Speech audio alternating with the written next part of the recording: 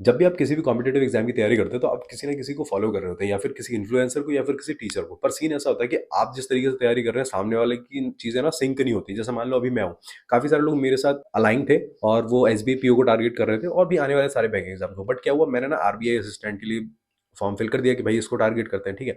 अब सिचुएशन आपके साथ क्या बनी, अब आपको समझ में नहीं आ रहा क्या करना चाहिए। ऐसे टीचर के साथ भी होता है, ऐसा नहीं इन्फ्लुएंसर के साथ ही होता है।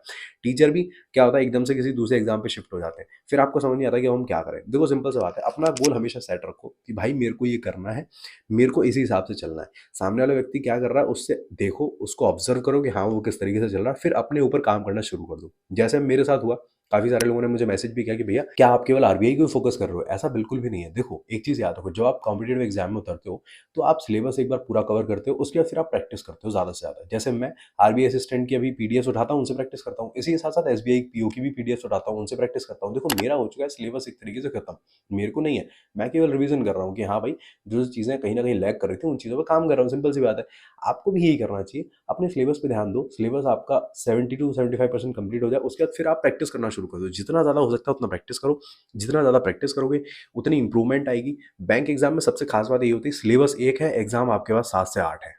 अब आप देख लो कि आपको एक सिलेबस कंप्लीट करके 7 से 8 एग्जाम को फोकस करना है, या फिर एक एग्जाम को फोकस करना है और सिलेबस उसी हिसाब से कवर करना है, ठीक है। तो प्रॉपर अपने सिलेबस को कंप्लीट करो 70 to 75%, उसके बाद फिर अपनी प्रैक्टिस पे ध्यान दो, ठीक है। और आपको अच्छे से पता है कि अभी 3 4 दिन से मैं काफ़ी ज़्यादा परेशान भी था।